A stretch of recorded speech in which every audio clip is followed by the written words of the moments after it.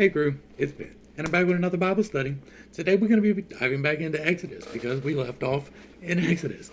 But before we do that, I'm going to go ahead and say it.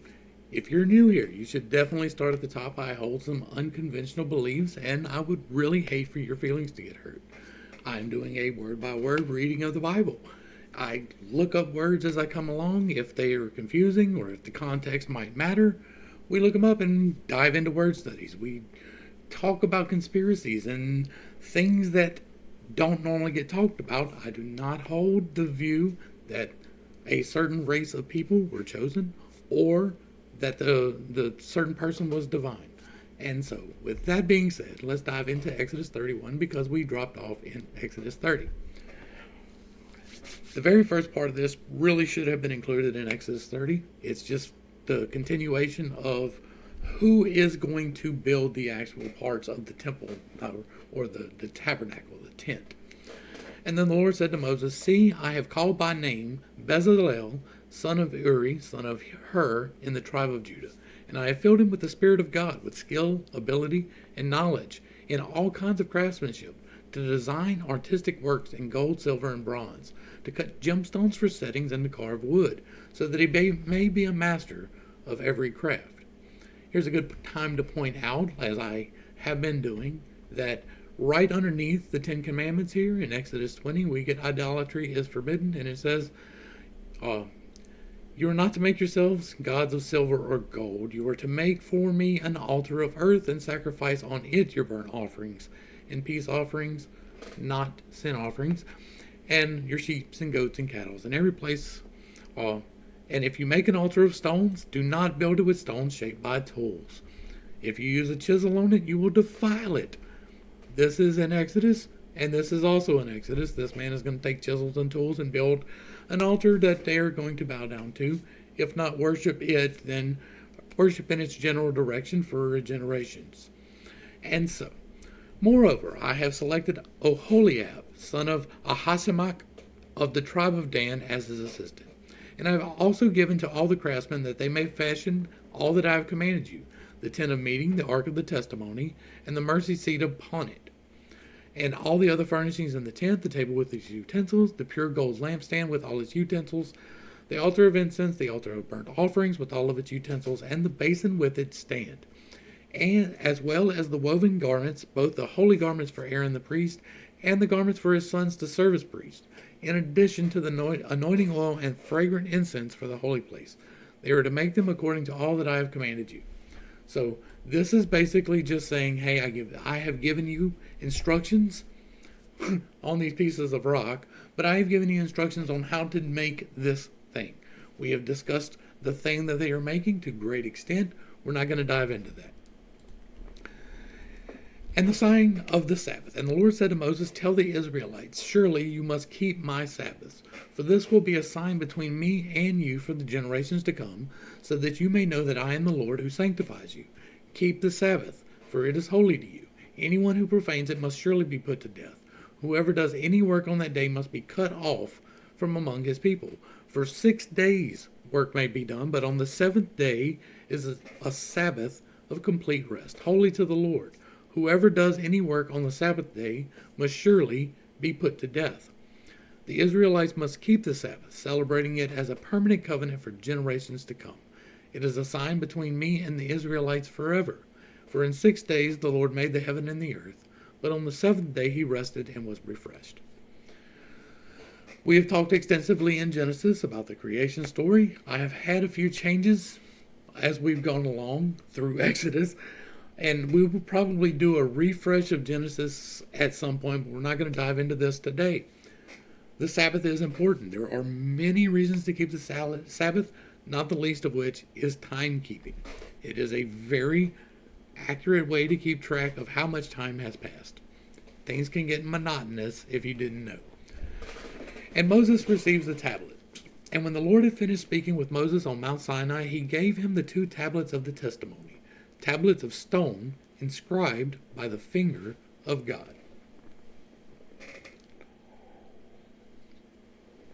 Now, there are several things to look at right here. God himself gives Moses tablets. But he doesn't manifest them, right? He inscribes them. The finger of God inscribes the tablets. So that implies a mortal giving this thing. We've talked about the testimony, how it is not the covenant. The covenant was signed before Moses went up the mountain. He comes down with the testimony. The testimony, in my opinion, is an instruction manual for building the tabernacle and the weapon contained therein. Oh. And so, if God himself is going to give it to him, it is fully within his power to manifest it, but maybe he didn't want to. Okay. He sat down and inscribes it, and he hands it over to him. Why would he give him breakable tablets? Why would it not be inscribed on metal? Is that beyond the capacity of God? Why not inscribe them on gold? Why not inscribe them in brass? These don't tarnish. Well, brass does tarnish, but not as, like gold really doesn't tarnish like that. Silver will tarnish, but not to the point where it corrodes away. And so why not do it in a precious metal? Why not in a gemstone that's hard enough that it's not going to shatter? Why do it on stone? Knowing what is going to come, because this is omnipotent, omniscient God, right? He's all-seeing, all-knowing, all-powerful. He knows what's about to happen, and yet he gives them to him on rocks that can break. Okay, now, when the people saw that Moses was delayed in coming down from the mountain, they gathered around Aaron and said, "Come, make us gods who will go before us. As for this Moses, who brought us up out of the land of Egypt, we do not know what has happened to him." So, they have gone, within the 40 days, completely astray. They have given up all hope. But these are the same people who just were saved after the plagues in Egypt and the many signs that were there. They were led into the wilderness, and the sea was parted, and a ball of fire shot over their heads at their enemies, delaying the enemies to where they could be consumed by the sea. How do you go in the same generation, the same people, within months, and just decide, you know what, maybe that God's not real? How does that happen? There's something there that's not really explained. That's okay. We just need to be aware that it's there. And so Aaron told him, this is the guy. This is the right-hand man of the guy that God picked. This is the guy who went and actually performed the miracles, because Moses didn't want to. Moses says, no, I got a speech impediment. So God's like, okay, take Moses. This is the second guy. This is the guy who is being consecrated as the priest of the Most High. This is the guy that God has picked to represent him to these people. And so Aaron told them, take off your gold earrings that are on your wives and sons and daughters and bring them to me. Okay. There ain't no consistency problem there, right? This is the guy that God has decided. He is so faithful and true in his service to the Lord God Almighty that he has decided that this is the guy to lead his people forward. Aaron says, take off your gold, I'll make you a calf. Like, he ain't even put on no fight. And then all the people took off their gold earrings and brought them to Aaron, and he took the gold from their hands, and with an engraving tool he fashioned it into a molten calf. Now, a lot of people are unaware of just how difficult it is to refine gold, to smelt gold. You can melt it fairly easily if you have the proper fuel source and the setup. It's not that hard to do, but to get purity, that's a whole different thing. To do things in bigger sizes takes a lot more effort. And so this engraving tool here, I believe, is the shamir, right? This is the crystal that they've got that they get to use. I think that's what he used to make the idol with. And so, simply because you're not just taking this stuff and throwing it into a fire and getting a calf out of it. It is not happening like that. Now, you can make a crucible in the shape of a calf and melt it and pour it into that, but that's a labor-intensive process. I'm not saying they didn't do that. They may have, but he did not just throw this into the fire and it become a calf outside of divine intervention itself. Like, God would have to say, okay, make that a calf. I'm just saying, I was a blacksmith. I played with metal for fun. I took a hammer and fire and stretched that stuff out and made things with it. And so I know what it takes to work with it. You can't fool me on And so this engraving tool, that's something to me, right? I look at that with a different set of eyes. And then he fashioned it into a molten calf, and they said, "These, O Israel, are your gods, who brought you up out of the land of Egypt." Wow, that is some faithful priesthood right there. And when Aaron saw this, he built an altar before the calf and proclaimed, "Tomorrow shall be a feast before the Lord." And so the next day they arose and offered burnt offerings and presented peace offerings. And the people sat down to eat and drink and got up to indulge in revelry. And then the Lord said to Moses, "Go down at once for your people." Revelry is sexual wildness. And I mean drunken behavior, but sexual wildness is implicit in that. "Go down at once, for your people, whom you brought up out of the land of Egypt, have corrupted themselves. How quickly they have turned aside from the way that I commanded them. They have made for themselves a molten calf and have bowed down to it.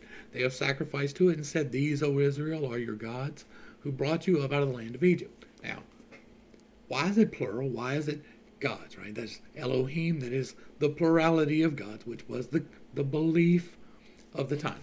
And so the Elohim was represented to them by the bull, Baal, who was the mountain they were across from at the Red Sea, the god of the winds, whom when the winds blew, part of the Red Sea. And so, yeah. So maybe that's why they were so quick to turn to that. And the Lord also said to Moses, "I have seen this people, and they are indeed a stiff-necked people. Now leave me alone, so that my anger may burn against them, and consume them, and then I will make you into a great nation." So right here, God didn't know that these were stiff-necked people before he took them out of Egypt. Is that what you're telling me? That Moses represented the willingness of the people to follow the Lord thy God. And he didn't know better. Okay.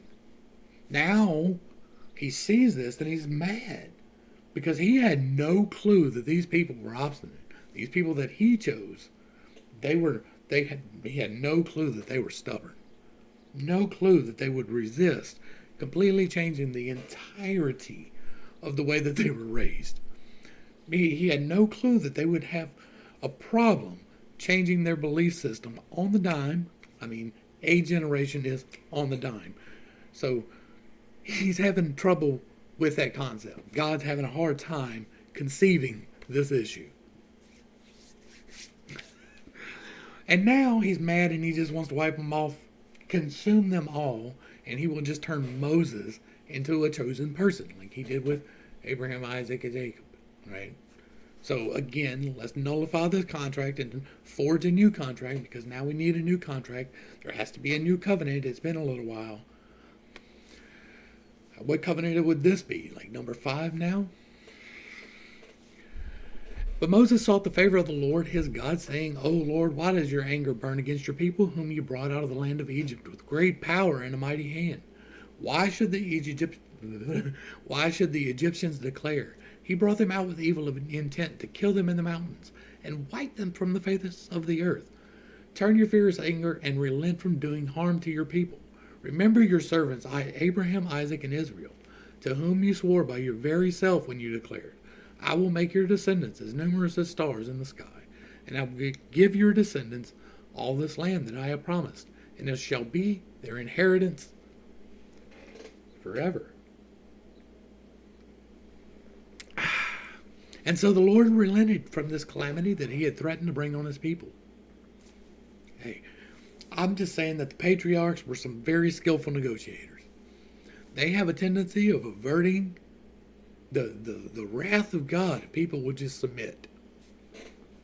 Now, that is not to minimize submitting yourself to the will of God, because God's will is faithful, just, and true. And if you are doing his will, then you are walking where you need to be. But if you are manipulating people, that is a whole different issue. If you're using God's name in vain, which is manipulating people in the name of God, then that is a whole different issue as well. And so the Lord relented from the calamity he had threatened to bring on his people. And then Moses turned and went down the mountain with the 2 tablets of the testimony in his hand. They were inscribed on both sides, front and back. And the tablets were the work of God, and the writing was the writing of God, engraved on the tablets. And when Joshua heard the sound of the people shouting, he said to Moses, "The sound of war is in the camp."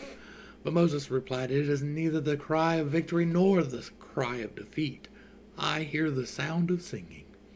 And as Moses approached the camp and saw the calf and dancing, he burned with anger and threw the tablets out of his hands, shattering them at the base of the mountain. And then he took the calf they had made and burned it in the fire, ground it to powder, and scattered the powder over the face of the water, and then he forced the Israelites to drink it. Now, we don't know the size of the calf, but if they took all of the jewels, or all of the rings and necklaces and stuff that they took from Egypt, let's do a quick head count again, right? We haven't done that today. Let's do that again. They left with 600,000 fighting men. The extrapolation from there is that if there are 600,000 fighting men, they are of age, of Jewish descent, that means that they're married and they have children. Generally speaking, more than one. So we are automatically looking at a man and a wife. That is 1.2 million people. If we are looking at 2 children per family, we are looking at 2.4 million people. If we are looking at 4 people, we are looking at, 3.6? So it's exponential in growth, and we are looking at least 1.2 million people in the wilderness. At this point, they have not suffered a major defeat. They have not lost a whole lot of people that has been recorded. And so we are looking at 600,000 women giving all of their rings and necklaces and jewelry to be cast into this thing. I'm going to assume that it is not a small calf. Right? That is a reasonable assumption to make in my estimation. Hopefully I laid that out. And so, again, as a blacksmith, it is much easier to make that calf than it is to make powder out of it. He did not do that in a day. Not through normal means. He did not create a fire and cast it in that and turn it into dust. That did not happen. Period. The end. He would have to have taken and ground it with a stone, because they didn't really have the iron tools as far as we know, right? That's a whole alternative history thing, but at this point we're not talking about iron. So in order to turn this, you would have to grind it with a whetstone and make dust out of it. And if you're talking about a statue that these people are all dancing around and made out of the ornamentation from 600,000 women, not even counting the kids, just the women, this thing is giant. And so he takes it and he just turns it to dust, and he scatters it on the water and makes them drink the water. Okay, if you want to take that on faith, then you go on ahead. I can't, because that doesn't know. As a blacksmith, I cannot take on faith that he did that by conventional means. It would have to be through divine intervention that we are not told about here.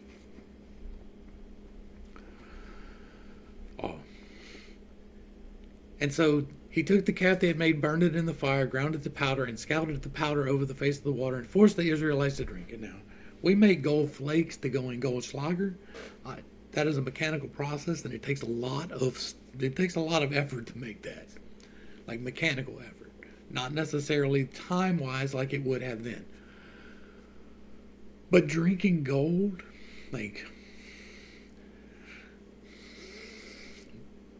we're just not gonna.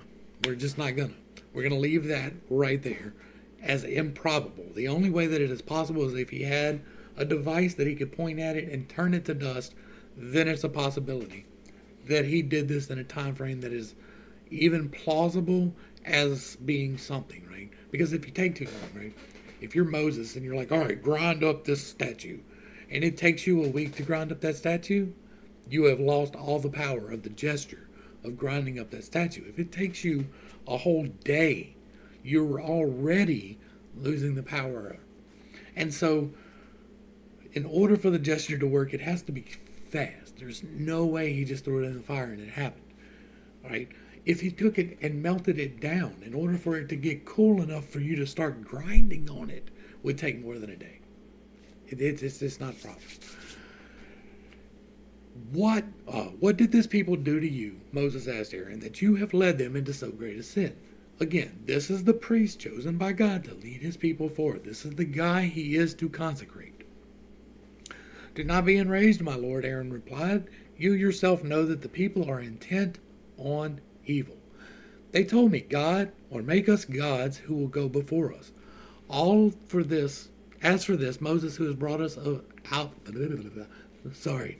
As for this Moses who brought us up out of the land of Egypt, we did not know what has happened to him. So I said to them, whoever has gold, let him take it off. And they gave it to me, and when I threw it into the fire, out came this calf. Again, we're not going to get back into that. Moses saw that the people were out of control, for Aaron had let them run wild and become a laughingstock to their enemies. And so Moses stood at the entrance of the camp and said, whoever is for the Lord, come to me. And all the Levites gathered around him. And he told them, this is what the Lord, the God of Israel, says. Each of you men is to fasten his sword to his side and go back and forth through the camp from gate to gate, and slay his brother, his friend, and his neighbor. And the Levites did as Moses commanded, and that day about 3,000 of the people fell dead. Afterward Moses said, today you have been ordained for service to the Lord, since each man went against his son and his brother, so the Lord has bestowed a blessing on you this day. Let's unpack. Now, I've already told y'all where I stand on blood sacrifice. But it's a new video. Let's go ahead and repeat it. If there is a blood sacrifice involved, then the entity that is doing the blessing is the wrong one. That's the defining line. If you have to shed blood, then it's the wrong one. And so, what we're dealing with here is a major problem. First, inconsistency. Let's talk about the consistency. We just went through the numbers.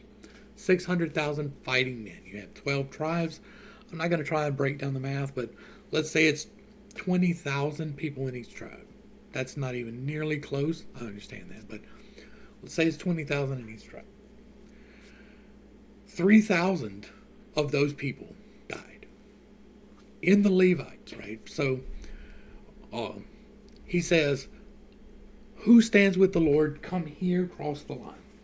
And across the line go all the Levites. Well, that is the one whole branch of that tree, right? It's saying all the Levites. It's not saying some of the Levites. It's not saying the Levites who were faithful to the Lord. It is saying all the Levites gathered around him. So who did they slay? Couldn't have been their brothers. Their brothers are in the same tribe. So they had to have slayed their friends, right? They threw brother in there for some reason, but if it was all the Levites, and there is no way, understand this too, there is no way it was all the Levites. It's just not. So just by the numbers, right? The amount of Levites divided by the number of people who showed up and people who died just doesn't work. The math isn't there. There are 600,000 fighting men.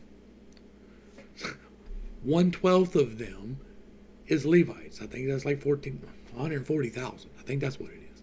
So only 3,000 died. This is the 3,000 who led the rebellion inside the Levites. That is not what it says here. Like, that is my inference, that that's what it is in order to make sense of this, but it doesn't fit. But he tells them, right, this is what the Lord of God says. Each of you men is to fasten his sword to his side and go back and forth through the camp from gate to gate and slay his brother, his friend, and his neighbor. That is awfully reminiscent of the flight from Egypt.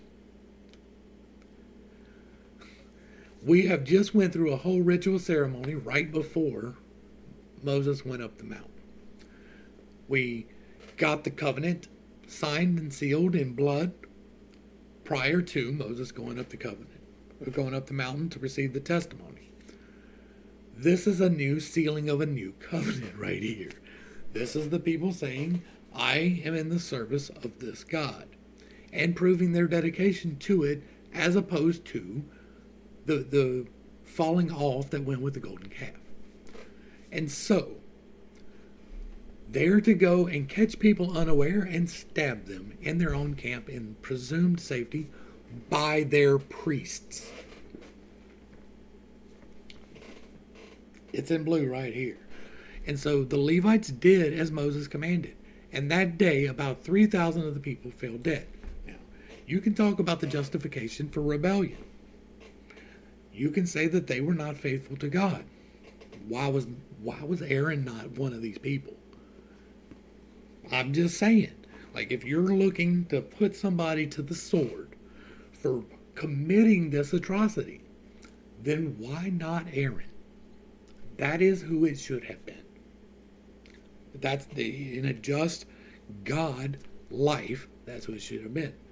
But in a different society, in a different setup than the right, true, and just one, this type of behavior is not only okay, it is encouraged.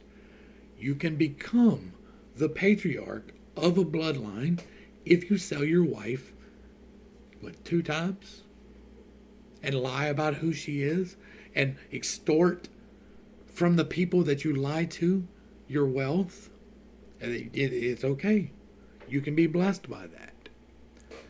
We're not going to rehash Genesis and Exodus that we've already gone through, but we've seen so far that there has been only one example so far since Enoch of anybody doing right. And that one person was Joseph out of all of them, and he don't even have a bloodline. He's not part of it. All of his brothers get to be, but he gets replaced.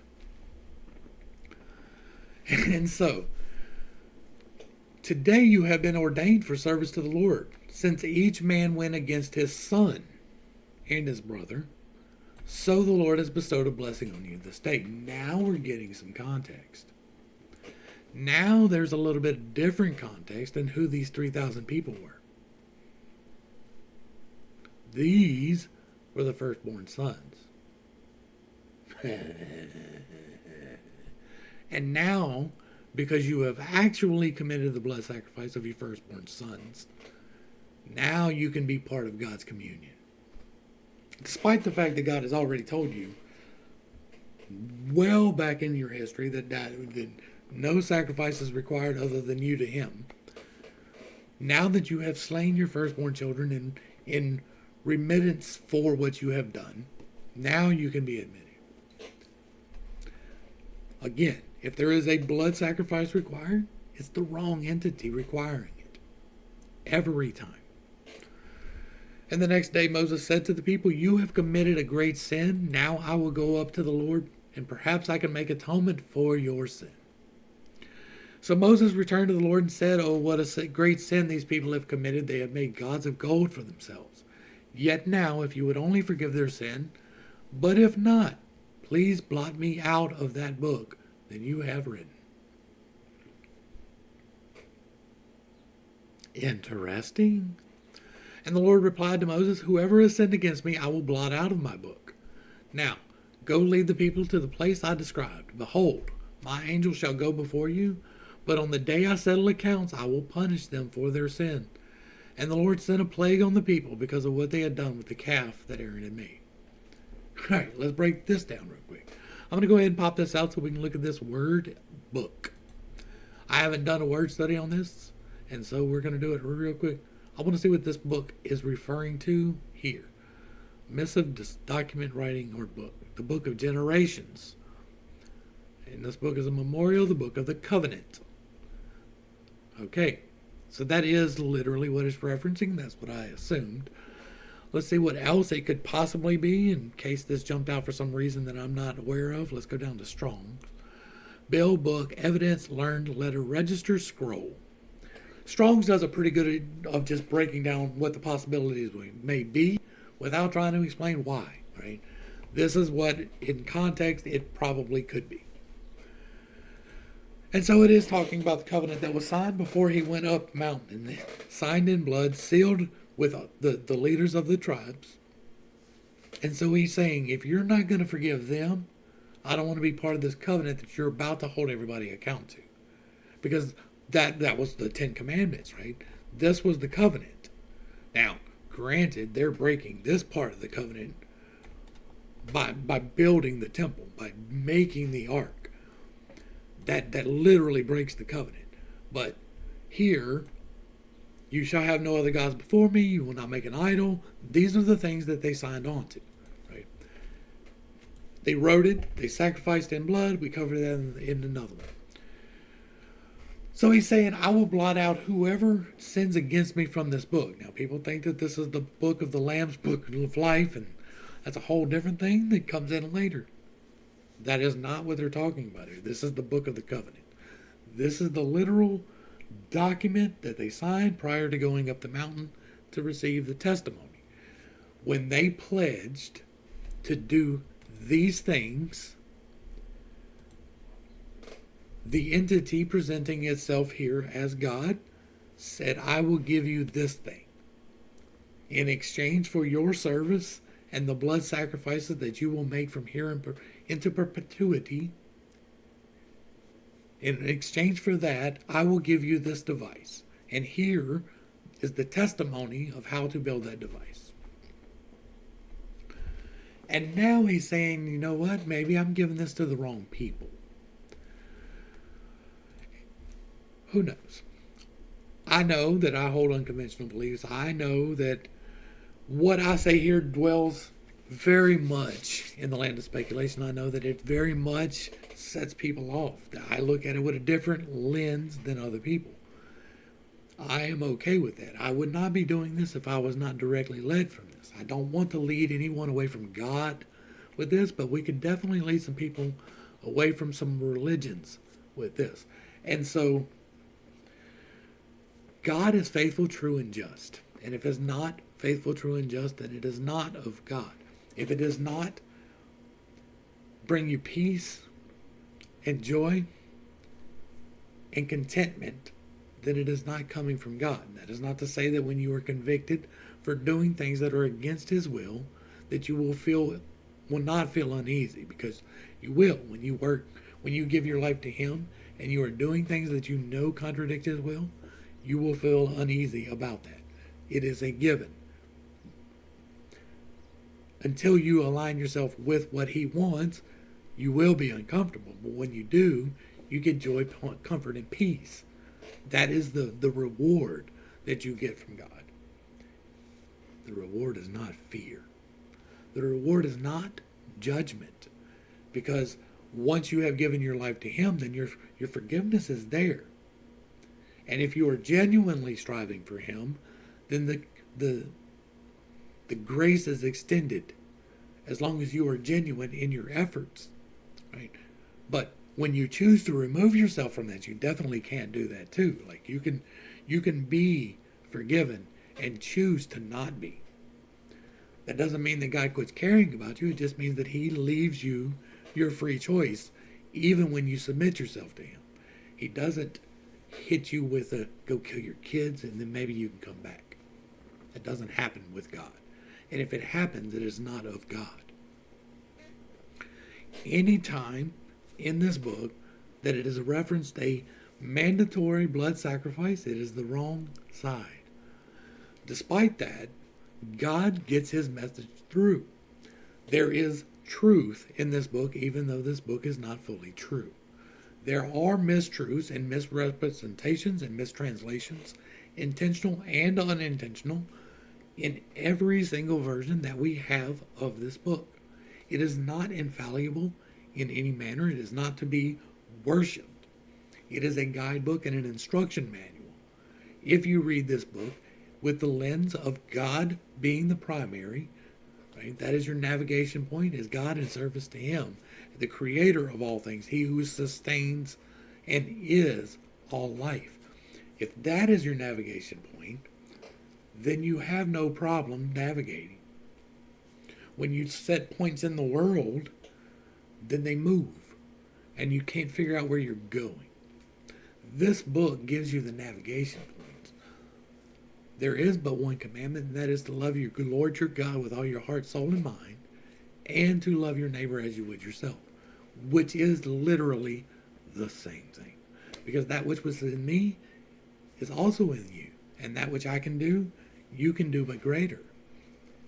If you have but faith the size of a mustard seed, you are a very tiny, very, very tiny, the mustard seed of the divine. You are so small as to be an atom inside the fingernail, but you're part of the fingernail. And that is God, who is all things. It is me, it is you, it is the space between me and you, it is the space between the space between me and you. He is all that is and all that ever will be, the Lord creator of all things. He is God. And that is who you need to serve. Not any man, not any doctrine. God will set upon you his law. He will write it in your heart. When you turn to him, when you repent to him, when you say something like this, "Dear Heavenly Father, I come to you as a sinner, and I ask you to forgive me of my sins. I freely accept the grace that you freely extend, and I choose to live my life for you. Help me to change my life for yours." And you say that, that is done. That is all that has ever been required from you, ever. I'm going to go ahead and wrap this one up. I thought we were going to be getting into more of Exodus today, but I don't think so. God slowed me down for a reason, because we had a lot to talk about in this one. Hopefully I brought a little bit of enlightenment and not too much confusion to a very difficult topic. I know that I hold unconventional beliefs that go completely against the grain for everything that you've ever been taught about the Bible. But I'm just reading it. I'm just reading it like it's written and looking at it through the context of what God approved. Would God, looking at this, say, yeah, bless that man? And too often the answer is no. And so that's a problem for me. I believe in the power of God, the divinity of God, but I don't believe that the structure that is here is invalid. And with that being said, to the crew, thanks for hanging out. I appreciate every single minute that you are here with me, and I am praying for you every single day. Till next time, I love you. You're perfect, whole, and complete just the way that you are. And this has been Pittstake. Peace.